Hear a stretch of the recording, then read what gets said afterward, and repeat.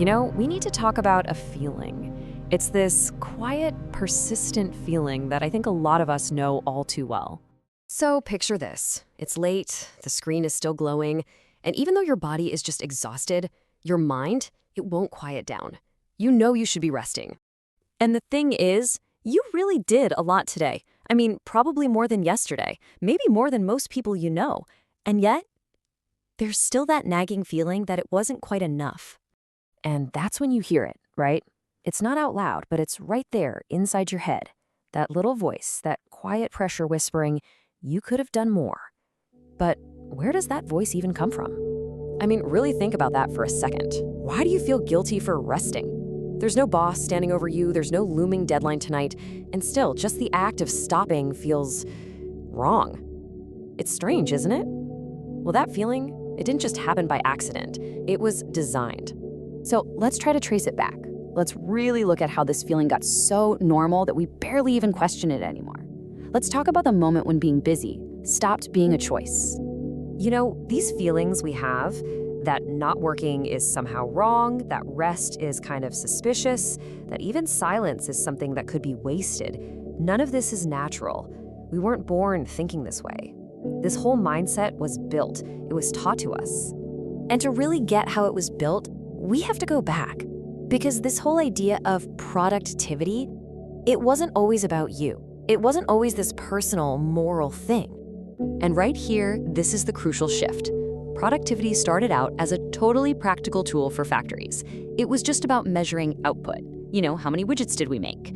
It was impersonal, objective. But now, now it's a moral judgment on you. It's not about what you do anymore. It's about what you're worth. So what happened is that the factory floor, it kind of just expanded to, everywhere. That assembly line, it moved from a physical building right into our own minds. It stopped being a tool we could use, and it became this constant judgment we live under. And this inner judge, it gets reinforced all the time, mainly through the language we all use every single day. We think these words are neutral, but they're really not. Just think about these phrases we use: wasting time. It makes time sound like money you can just throw away. Falling behind. Behind what? Behind who? It creates this imaginary race that you'd never signed up for. And being efficient. That suggests your whole life is just a machine to be optimized. This isn't just vocabulary. It's the very architecture of that quiet, constant pressure. And when you look at it that way, you start to see what's really driving this whole thing. For many of us, it's not actually about chasing some big goal called success. It's about running away from the feeling of shame, the shame of being seen as lazy or unworthy or, you guessed it, falling behind. Okay, so if you're always running, when do you get to stop? When do you get to finally feel at peace? Well, that's the real trick of this system.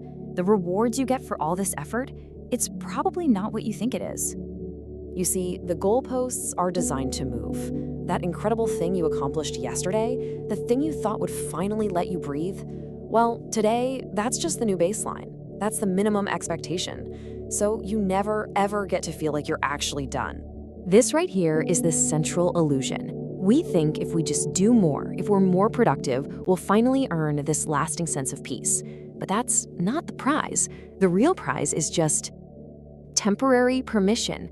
Permission to rest for a little while, to feel okay for an evening. But it's a permission that gets revoked the second you wake up tomorrow. As soon as you stop, the guilt comes right back.